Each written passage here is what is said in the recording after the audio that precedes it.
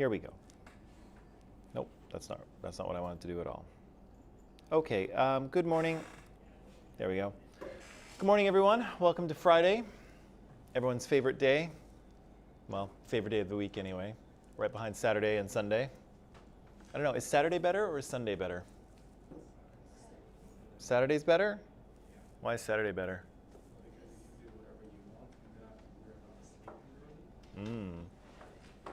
But then Sunday?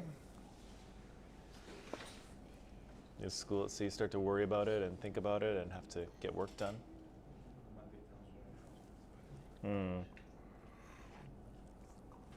That's why I think we need a 3-day weekend. Because yeah, like Saturday is like a real day off. What's that? Should we? You want to protest? You want to stomp around out front with signs and 3-day weekend, 3 days? Sure. Well, I mean, we could probably do it if we just made our classes longer.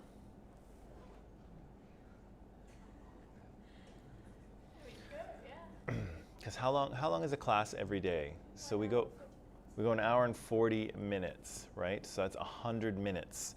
So 100 minutes divided by 4, 5, 25. Yep. So we need an extra 25 minutes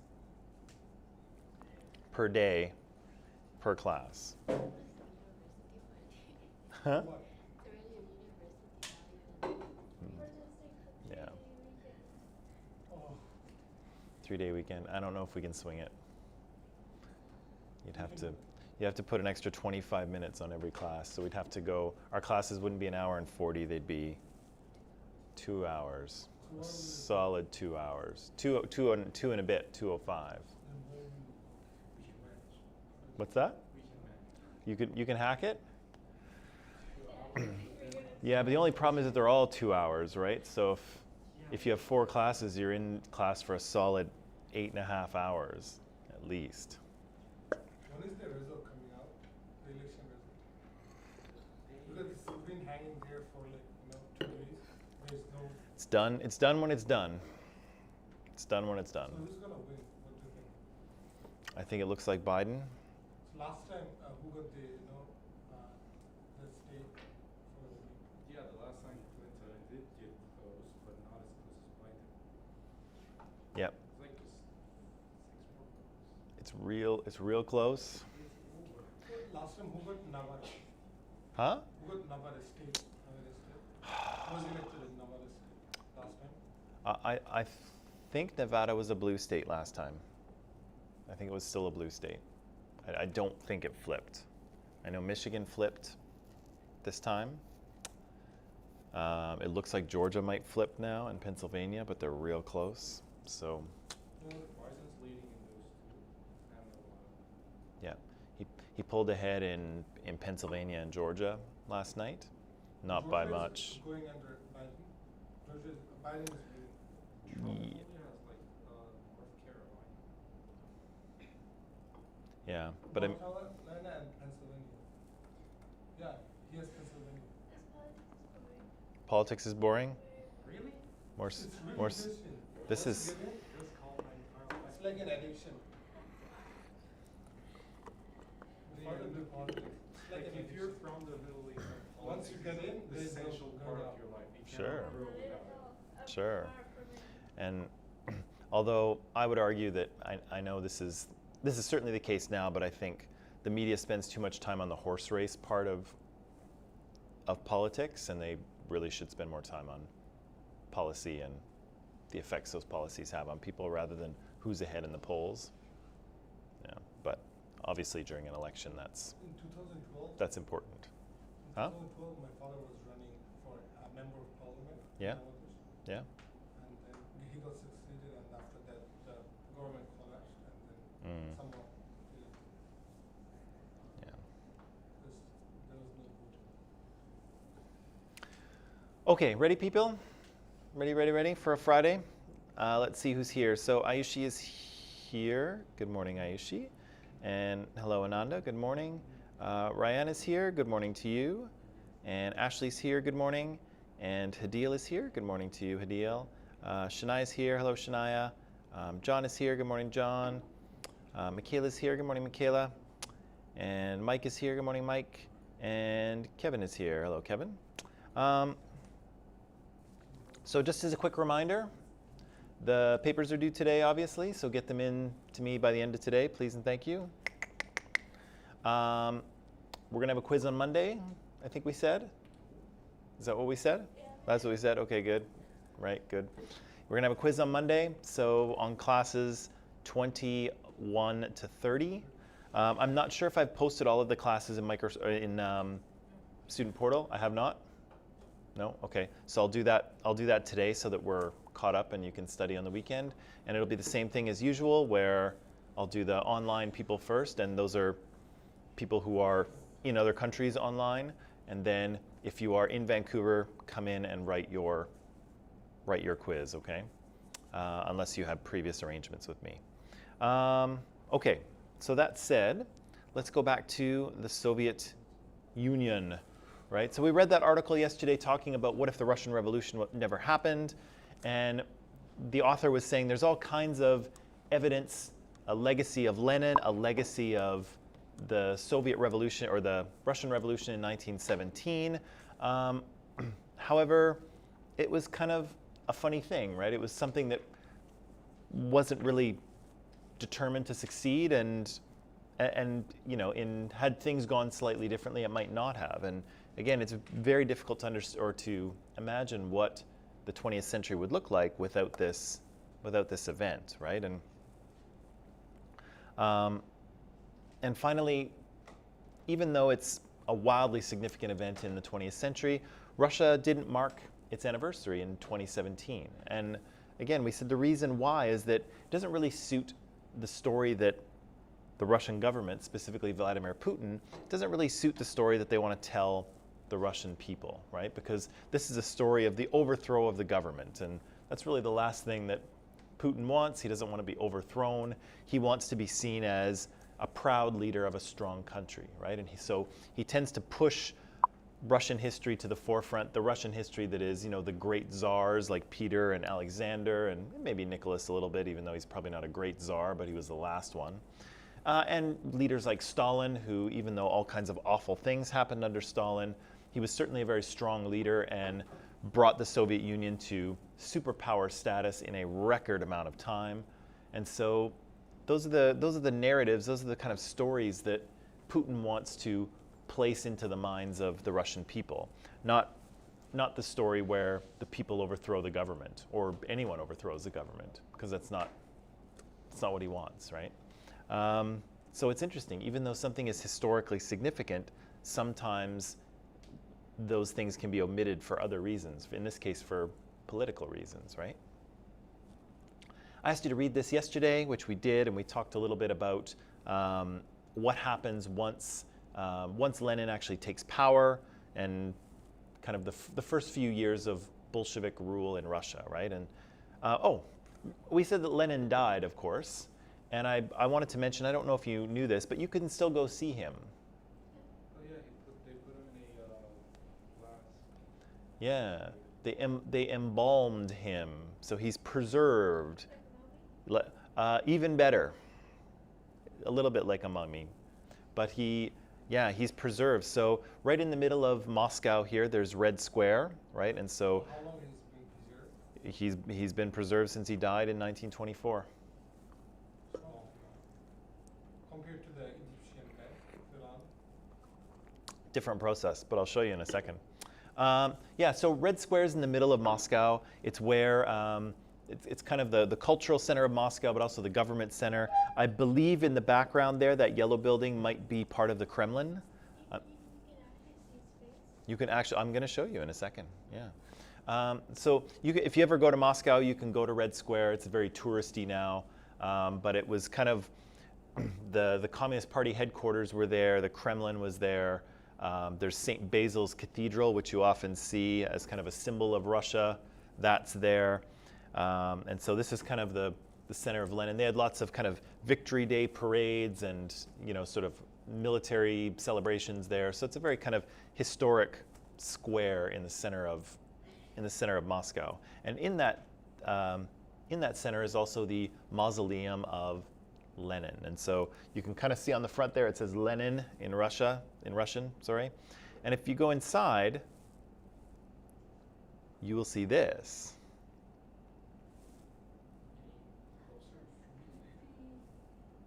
Yeah. He looks really real, you know? Yeah. His flesh is not. No. He looks He looks like alive. Like really he's well sleeping. preserved, yeah. There's apparently a complicated and secret process for keeping him preserved in this way. I don't know what it is. And again, it's sort of top secret, but he's still there, and you can go see him. Secret, you know? Huh? You're preserving something. The process is secret. I don't know how they do it. How come he looks so oily and all? Like, he's alive? Because he's been dead for 100 years. If I look that good after I've been dead for 100 years, I don't mind if my skin looks a little oily. Huh? You know, when I'm alive, I don't even look that good. I'm still alive. Maybe you should be embalmed. Maybe that will help you. But anyway, you can still. Sometimes the exhibit is closed, like for maintenance and things like that, and sometimes he has to be like refreshed. Whatever they have done to him to preserve him, they kind of have to go through part of the process again. I don't know how it works, but again, I think it is still open to go see. Why would they do this?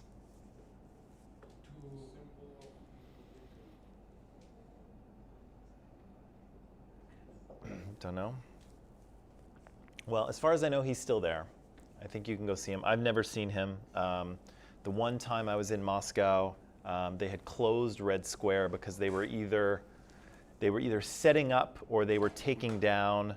I think they just had like a Russia Day celebration, and so they had like bleachers and all kinds and a stage and all kinds of things set up, and they were taking it down, and so it was closed. And so all I could do was look through the bars into Red Square.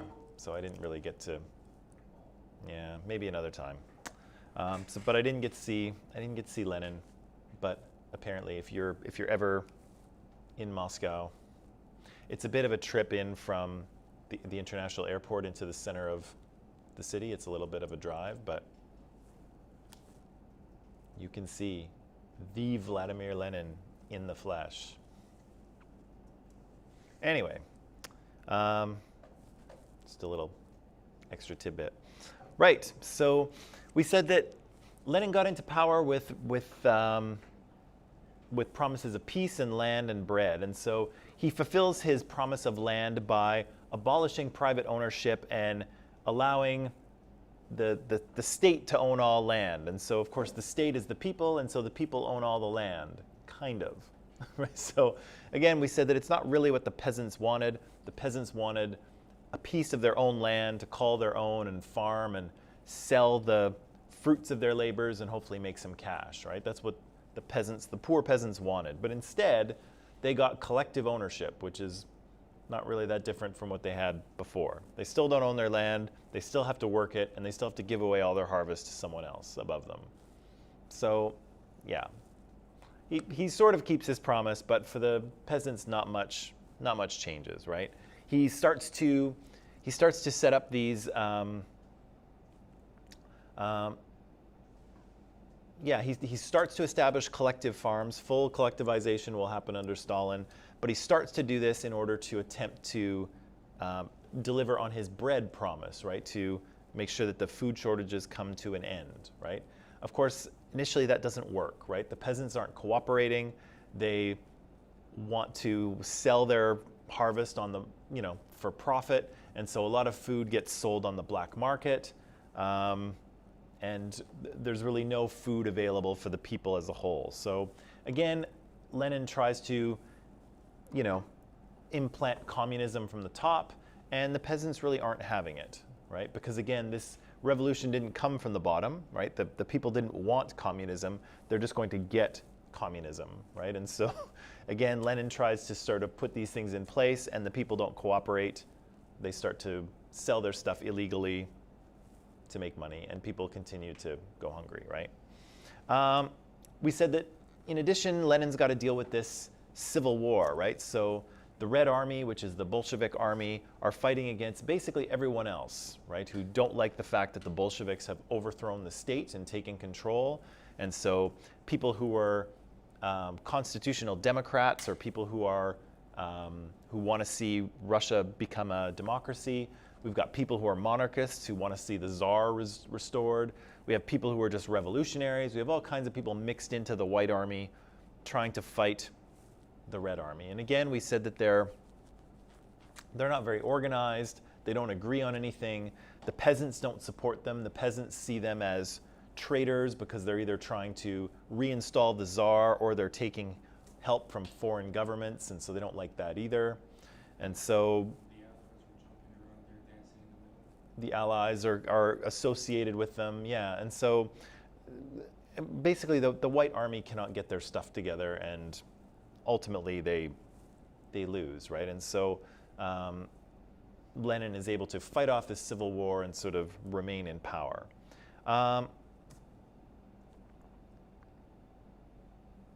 Right, so we see that Lenin tries to sort of impose communism on the people, but the people aren't cooperating. And again, they don't really know how communism works. They didn't really want communism in the first place, and so they are kind of rebelling against it, right? They're not going along with what Lenin's trying to do. We can kind of, I think we can kind of skip over this. We didn't really talk about war communism, and I think it might be a little bit too much detail for us.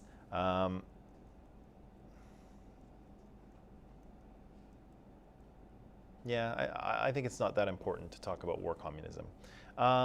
So what Lenin does, of course, is that he creates a new economic policy, right? So he's injecting a little bit of capitalism into his communism, right? So small businesses that are less than 20 people can operate for profit, right? And people can work on their farms. They have to pay most of their harvest to the state, but any surplus they can keep for themselves and sell and make some cash, right? So again, it's a little bit of capitalism mixed in with his communism, hoping that people will, at least produce, right? Because if people don't produce food, people are going to starve. Everyone's going to starve. So, and we read that, of course, this, to some degree, this works, right? The economy recovers to its pre-war state, which we said, again, is not fantastic because its pre-war state was not very good, but it's better than, it's moving in an upward direction, right? So this new economic policy is a bit of a success, right? Even though it's contrary to the sort of ideology of communism or Marxism. But then we read that Lenin dies, right? He has a stroke or two. He can't really lead the party anymore. In 1924, he's going to die and then be embalmed and still be in Moscow. What? What exactly is A stroke is, what's that? It is where, I think it's where you, I think a blood clot causes your brain to be deoxygenated for a period of time. Yeah, and your brain really can't be without oxygen for any time at all. And so, yes, I think if parts of your brain are deprived of oxygen, they actually can die a little bit. The cells will start to die, and so, yeah, it can be. Yeah, it can be pretty dangerous and pretty debilitating depending on how severe the stroke is. So yeah, he has a few of them, I think, and is not really fit for leadership. Dies in 1924, is embalmed, and still lies there in Red Square to this very day. Ooh. Anyway, and what's that? Zombie. It's actually a little creepy, isn't it? Do you find it a little creepy? No? I find it a little creepy. Well, I don't know. Maybe there's a cultural thing, but here in the West, we kind of like our dead people to be out of sight. We don't really like to see them very much after they die. But what's that? Nobody really wants to see them laying dead. I would go if I was in Moscow. I'd go see. have to. But it is a little. It is. I think so. It is a little creepy and weird, though. Okay, so Lenin dies, and after he dies, there's kind of three factions that emerge in the Communist Party, right? We've got Trotsky out on the left. Trotsky's a hardcore socialist and wants full-on communism and worldwide revolution, right? And on the other side, we've got Bukharin, who's a little more, he's on the right side, the right wing. He's okay with this new economic policy. He thinks it's a good temporary measure.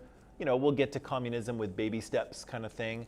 And he says, yes, worldwide socialist revolution, but maybe later, right?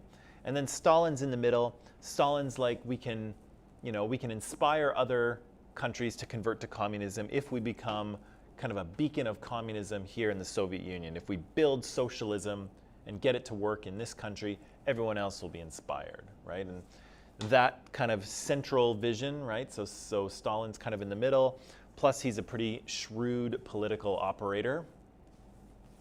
Both of those things allow him to kind of take control, right? And so he kind of pushes Bukharin out of the way, right? He makes it so nobody's really paying attention to Bukharin anymore. I'm not sure exactly how he does that. Trotsky gets exiled first and then later murdered. And and then Stalin becomes the leader. I think I had that slide already. And that slide. And that slide. That's interesting. Extra slides. And the winner is, right? The winner is Joseph Stalin, right? Using his kind of central position and his personality in order to gain leadership of the Communist Party and become the leader of Russia, right? So, what's that? There you go. There he is.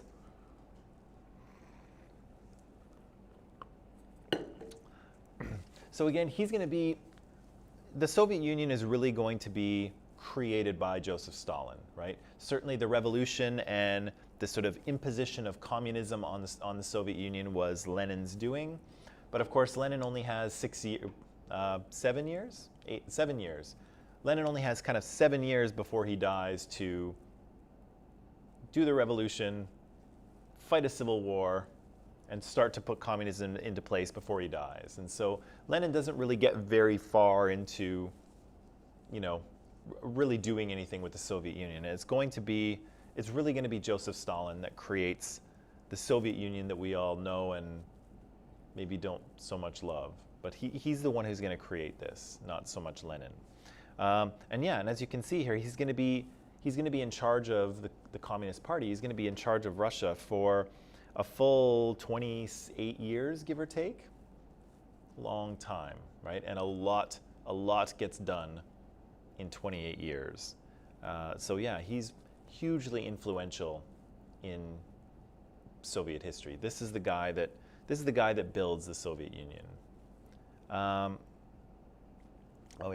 We said he was a handsome devil when he was younger. Look at that hair. No, and Aliana's saying no, not your type.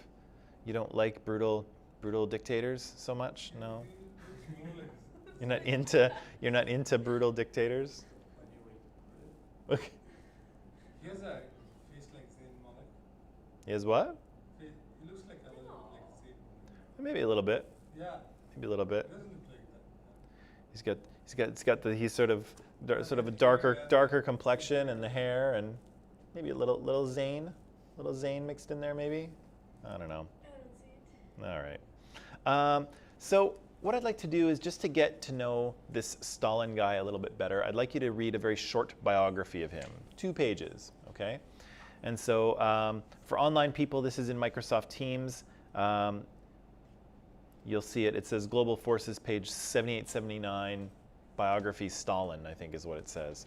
And so I'd like you to read these 2 pages and answer these questions for me.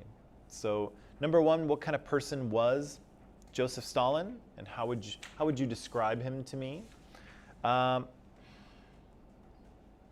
want to ask you that many people openly vilify Hitler, right? So people get compared to Hitler all the time, usually not very favorably, but that happens. But most people don't get compared to Stalin, and I wonder why that is.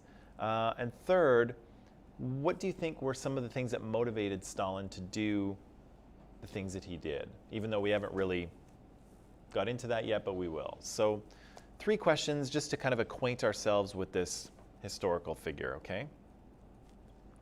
I'll give you 8 minutes, okay? It's probably more than enough time, but 8 minutes.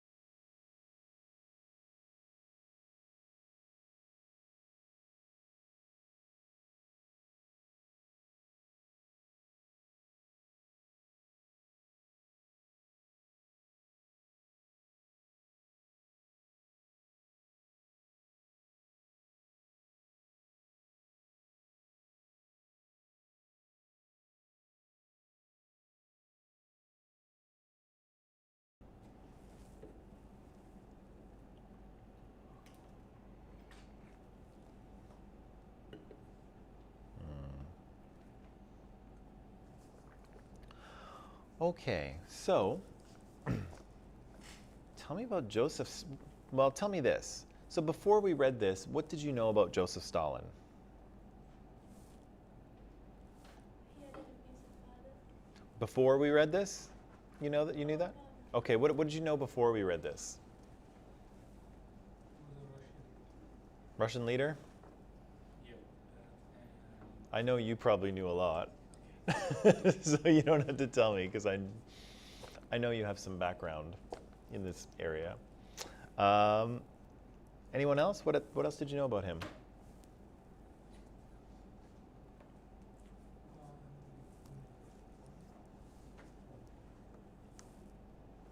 Before I read this one, right? Before you read it.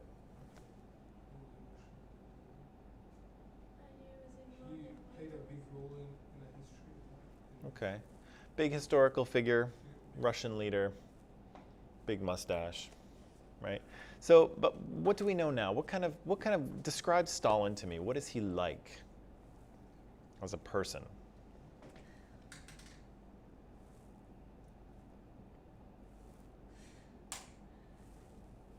What's he like? He didn't really fit in the school. Like the school for doing was being priest. Peter Rock.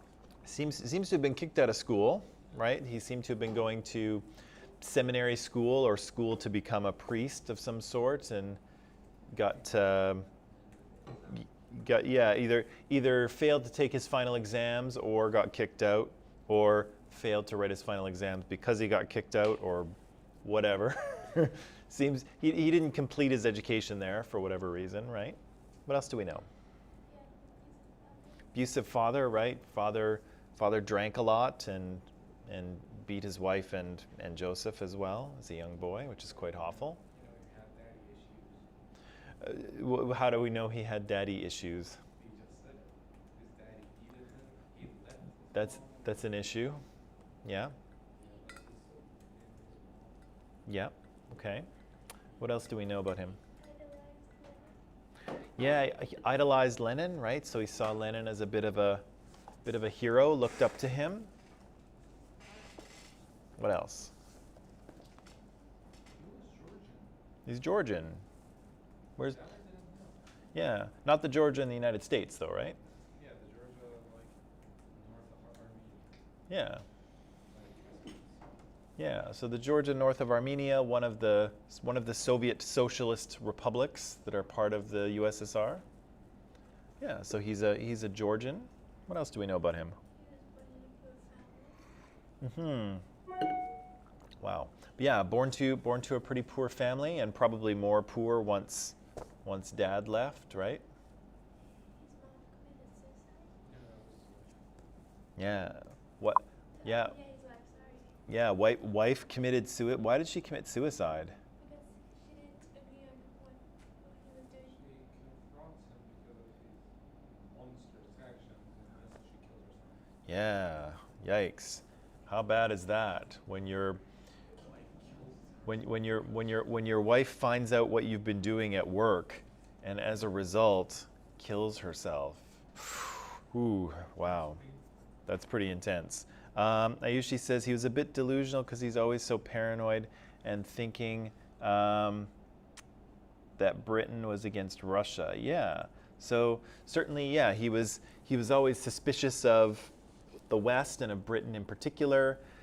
He was a little bit maybe paranoid about the threat of the British during World War II, and his paranoia starts to increase as the years go on. It doesn't say it in this section here, but eventually he starts to see kind of everyone around him as a potential threat, and those purges that they mention in the 30s are all about him eliminating anyone who he thinks is against him.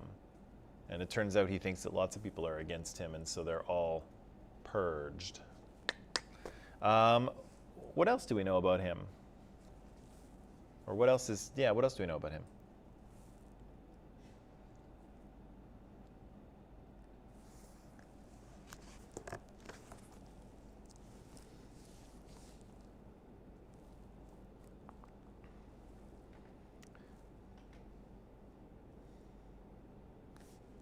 He was a bit undecisive, So y- During the Second World War, like his troops would be calling him from the front, his commanders from the front would be calling him, "Yo, buddy, they're bombing us. The Germans are literally shooting at us." And he's like, "We don't want to stop the war." yeah.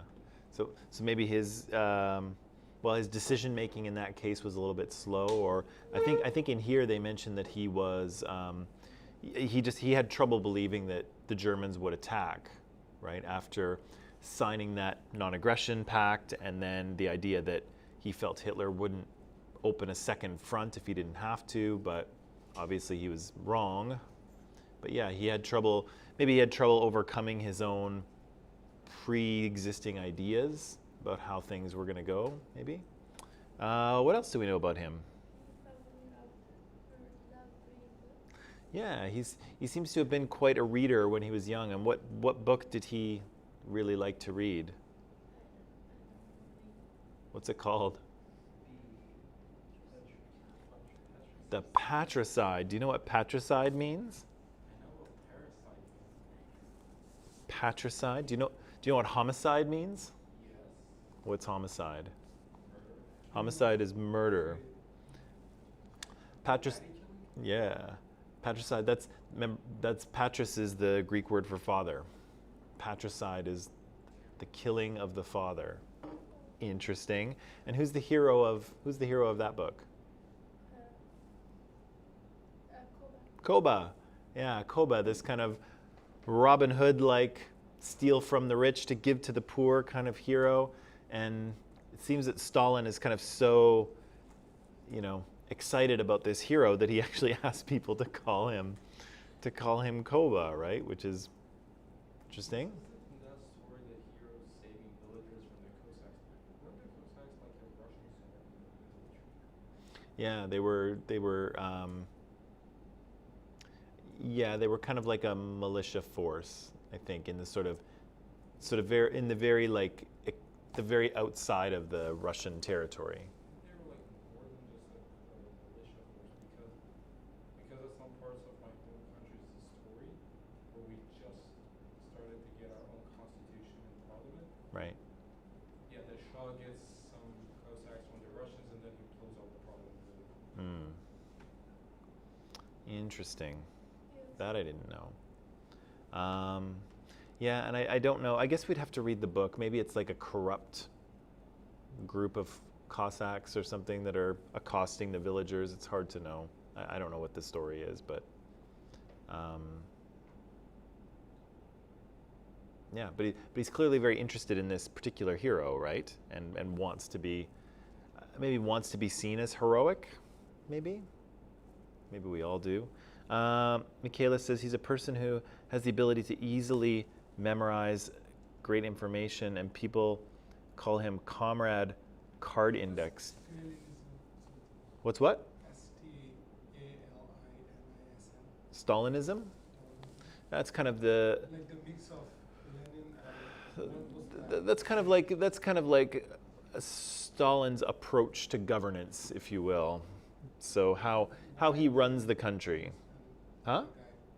What? There is like it's a theory of like two-person, and then he mixed it up and then he did something. No. In this case, like Stalinism is usually like the Stalin's approach, Stalin's ideology, Stalin's way of doing things. That's usually what it refers to. Yeah. What's a card index? Do you know what a card index is? Has anyone ever used one? No.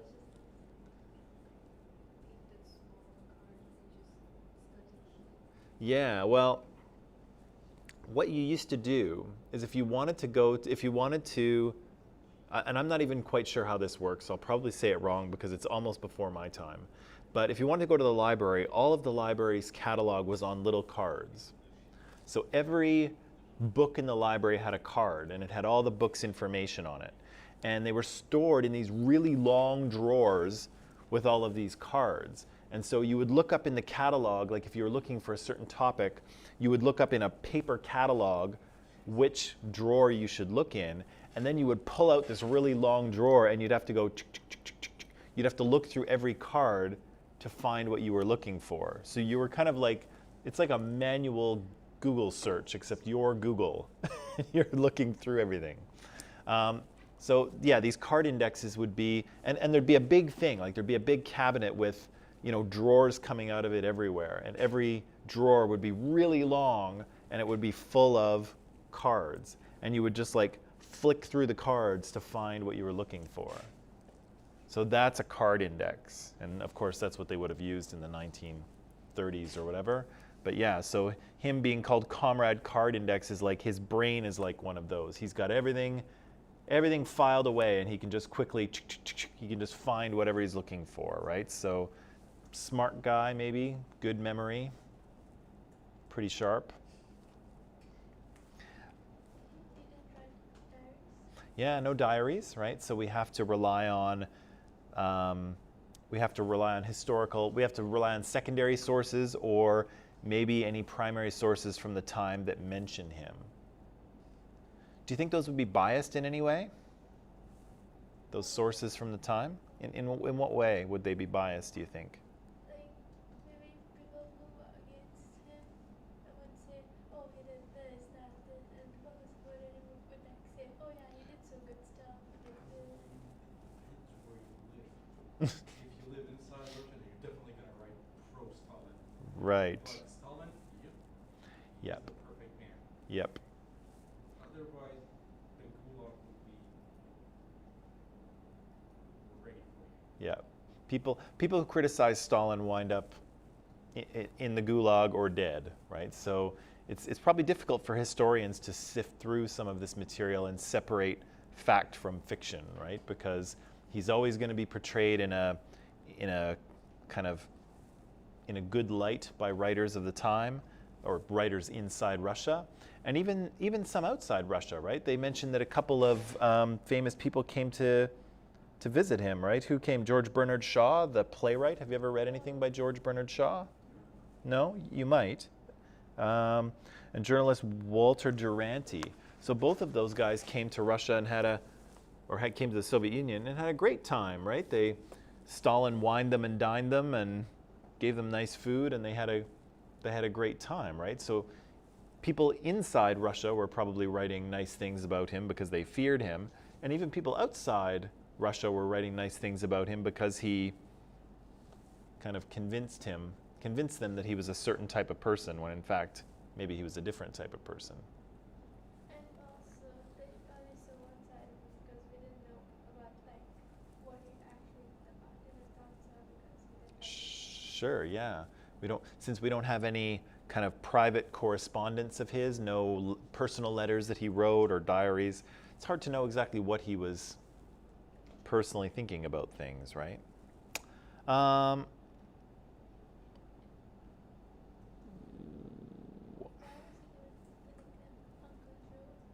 Why do people call him Uncle Joe? Because he's got all kinds of nicknames, right? So he was called Koba when he was a kid. He took on this name Stalin, right? He took on this name Stalin when he was as a part of the Bolsheviks. Started a 5-year plan of industrialization. Right. Yeah, he gets called the Man of Steel before Superman did, although actually Superman is created at a very similar time. Just a question. Was Stalin the man of steel in Russia? Let me think. Stalin in Russia. I think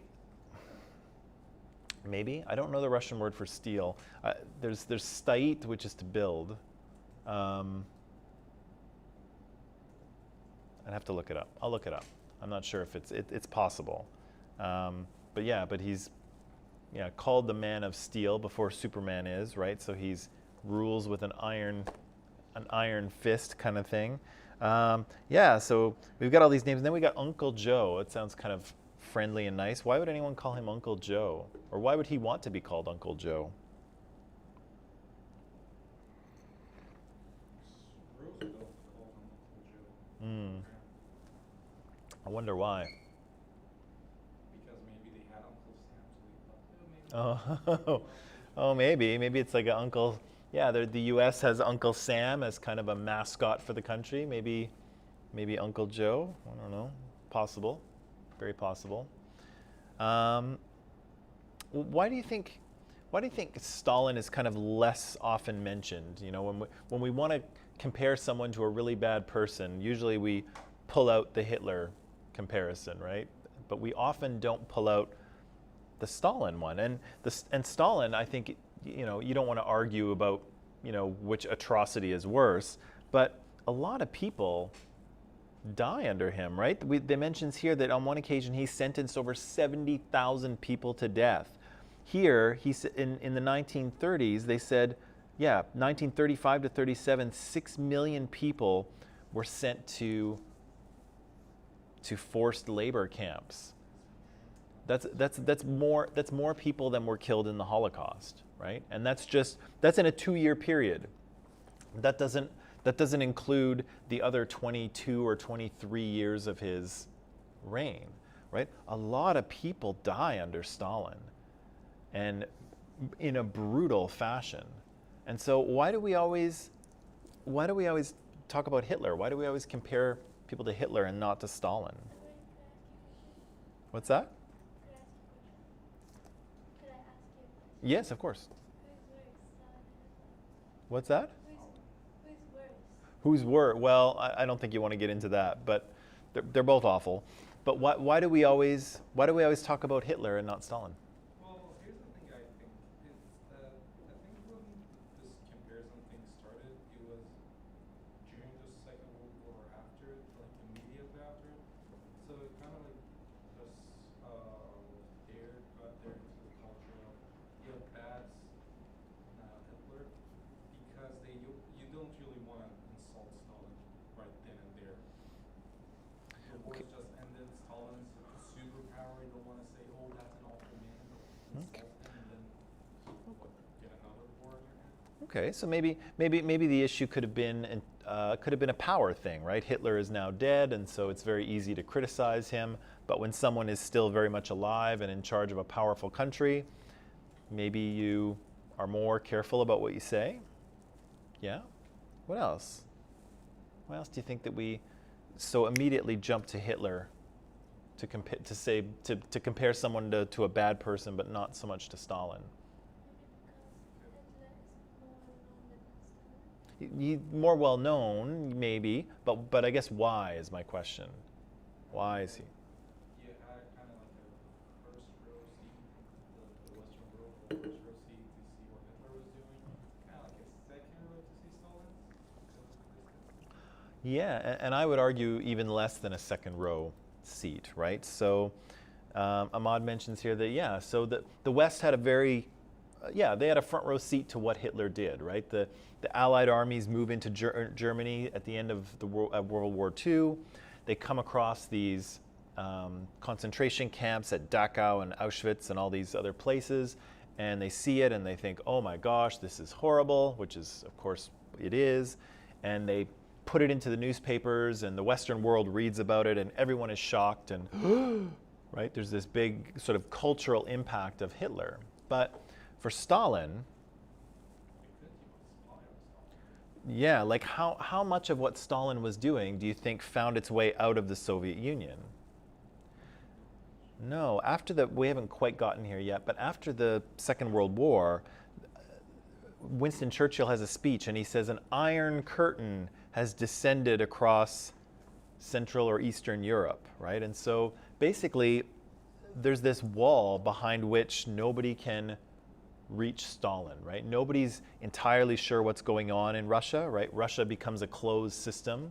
You could read Russian papers, but of course the Russian papers just say what the Communist Party wants them to say, so there's no truth there, really. You could send spies into Russia, but that's dangerous. And again, you know, only the government is going to get that information. So for the most part, the public is not entirely aware of what is going on in Soviet Russia. And I would probably argue that neither are Soviet citizens, right? Because, again, what is the media of the time in 1920 or 30? How are people getting their information? Yeah, well, in the Western world, radio and newspapers. Do you think radios are available in Soviet Union at the beginning? No. There are no radios in the Soviet Union. They're not produced there. Nobody can afford them. Everyone's reading the paper. Everyone's reading Pravda, the truth, right? But again, Pravda becomes an instrument of the Communist Party, right? It becomes an instrument of propaganda. And so, can it be believed? No. Is Pravda going to report on these 70,000 people who are executed? Probably not, right? So even the Soviet citizens are not really going to know what's going on in their own country because their only way of getting information is from a newspaper that is controlled by the government. And of course, they can talk quietly when nobody's listening, right? So again, I think you're right, is that Hitler's crimes against humanity, if you will, had a big spotlight shone on them at the end of the Second World War. But for a long time, all of this stuff in Soviet Russia was happening in the dark, right? It was happening behind the Iron Curtain in a country that information was not flowing freely. And a lot of the stuff that Stalin didn't really come out until years later, like decades later, until people finally started to, after he was dead, and people started to look back at his legacy and, were shocked and horrified at the extent of, the extent to which people were murdered under his regime. But again, at the time, I don't think a lot of people really had a firm grasp of what was going on. And so, interestingly, he hasn't found his way into culture as a symbol of evil quite the way Adolf Hitler has. But I'll share some more things with you after the break, which may convince you that he is equally as bad, if not worse. Not that we want to get into, doing a top 10 list of atrocities. You don't want to do that. But he's equally awful, if not more so. He did start a war as well, although. Stalin did too, but not exactly shooting at each other, pointing your nuclear missiles at each other. Okay, let's take a little break. We've been working really hard. Come back in 10 minutes and we'll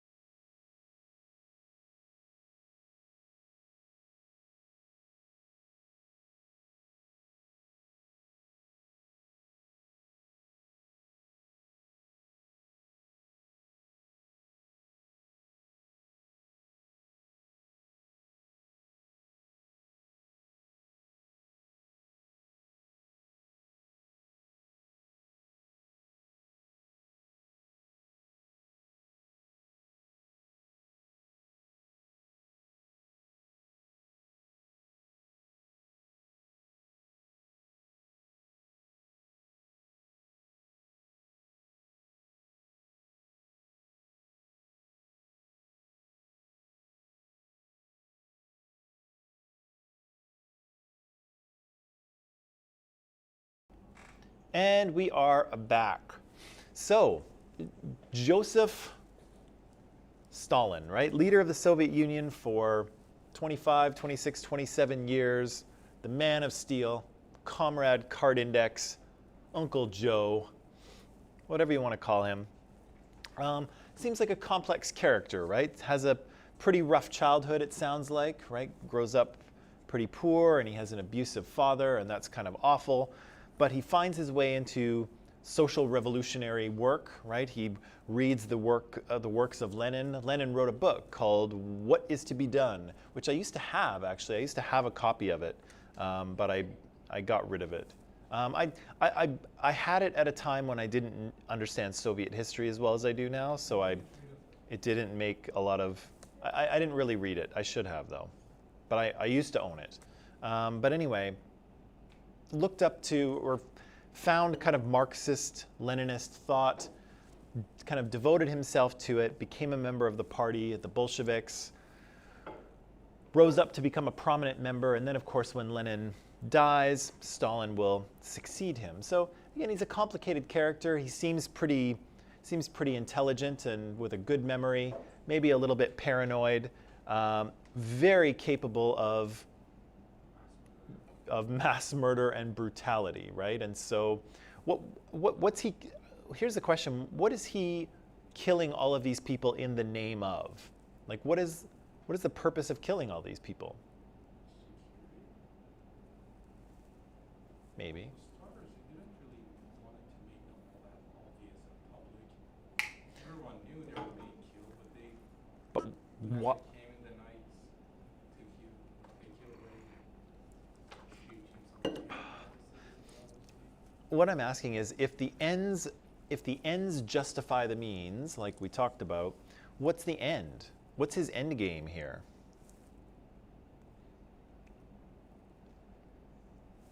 What's his end game?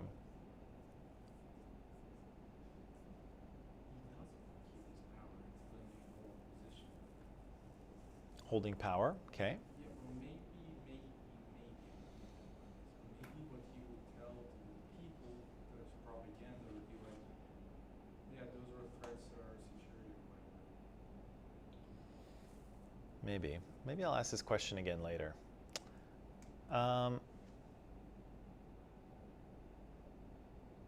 Yeah, so a smart guy, but also a ruthless guy, right? Capable of signing the death warrant of thousands of people with seemingly no qualms, right? We said that people openly vilify Hitler, but maybe we don't so quickly think of Stalin because Hitler very quickly found its way into sort of popular culture, right? We definitely see him as the epitome of evil, of the bad guy, because of his crimes kind of becoming very public at the end of World War II. But Stalin's don't become public until much later, right? It takes a lot more digging after he's dead. And even then, it's a little bit touchy, right? The degree to which people want to acknowledge the things that Stalin has done. And we'll talk about that when Stalin dies and Nikita Khrushchev comes to power, because there's something that has to be done there, but we'll talk about that with Khrushchev. But yeah, so we don't often think of Stalin as being quite as bad, but I think you could make a case for him being, a very awful human being as well. What do you think were some of the things that motivated Stalin to do the things that he did? So Ahmad, you mentioned power, or a desire to either gain power or keep power. Aliana's doing her math, so I don't think she's going to answer, but maybe she can answer.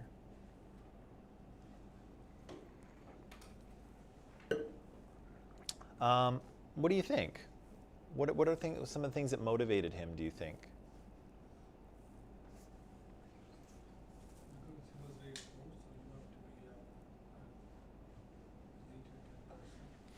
He wanted to be a leader. Beaten by his dad, and he had a really, really tough childhood. Growing up was Tough childhood, right? That probably, that maybe that made him a tough guy. made him into a tough guy, right? An unemotional guy. He seems to have wanted to be a hero all his life. Died? Yeah, well, yeah, because his wife. Oh yeah, his wife. Um, The books you read. what's that? The books you read. Yeah, the books he read. What about them? Motivated him. Yeah, they probably motivated him. He wanted to see himself as a hero, it seems, to the point where he had people calling him the name of a hero in one of his favorite books. So he wanted to be, seems like he wanted to be a leader. He wanted to be a hero. He was a pretty tough, probably was a pretty tough cookie coming out of that childhood. Probably desired power. Probably was afraid of losing it, since most people who gain power don't want to lose it.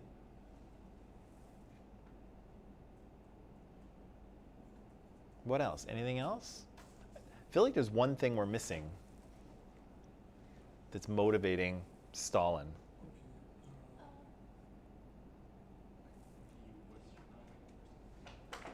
Huh?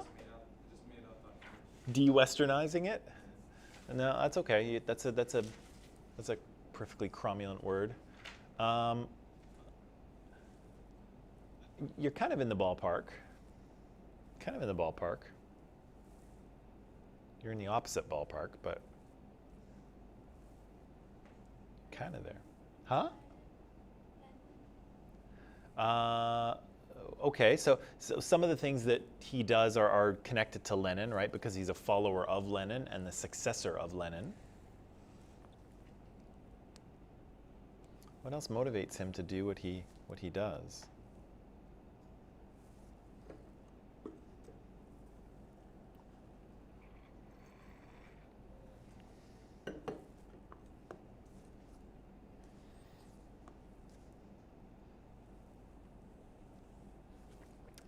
What would you say if I said ideology?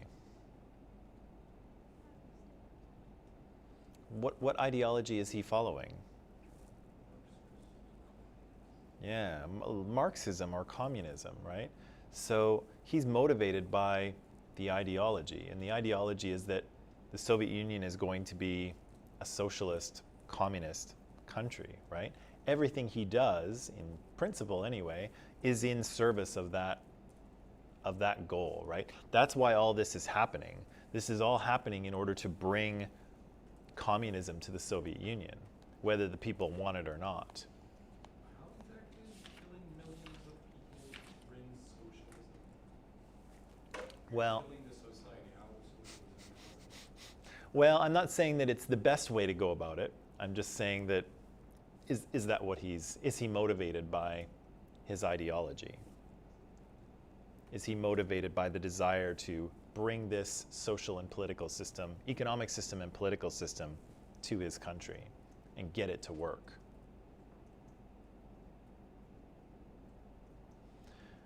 They don't say that, but I think it is. That's what this whole thing is about. That's what the revolution is about, right? The 1917 revolution is not so much about gaining power, but it's about communism, right? It's about the Bolsheviks imposing their Marxist views on Russia as a whole, right? And Stalin's going to pick up that torch, right? And he's going to continue the fight, right? He's going to continue the process of making the Soviet Union into a communist country, no matter what, right? And so again, there's a bit of an ends justify the means situation here, where the end is a communist utopia, right? Which on paper, again, sounds pretty good. But in service of that, he's going to do all kinds of awful things in an attempt to get there. Maybe what? Well, I think Lenin's death definitely motivated him to seek party leadership, right? I don't think he would have overthrown Lenin. I think he probably had too much respect for Lenin. But once Lenin was dead, yeah, I think it certainly motivated him to step forward and try to take control. Oh.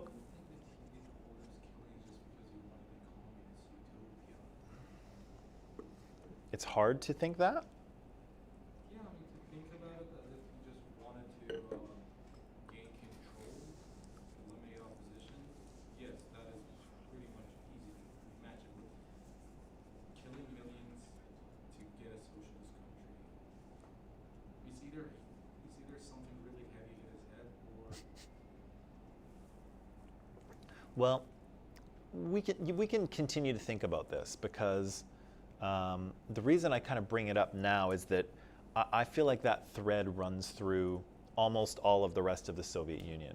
The idea that the ideology comes first, and it's not the people, it's not the power, it's not even really nationalism, really.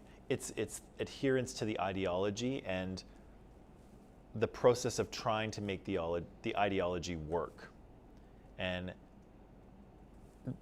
again, in the TED Talk where we saw Yuval Noah Harari, and he said that, how does a fascist judge a movie? Well, if it's good for the nation, then it's a good movie, right? And I think it's very similar to the way the Soviets, the communists, judge things. Is this a good thing or a bad thing?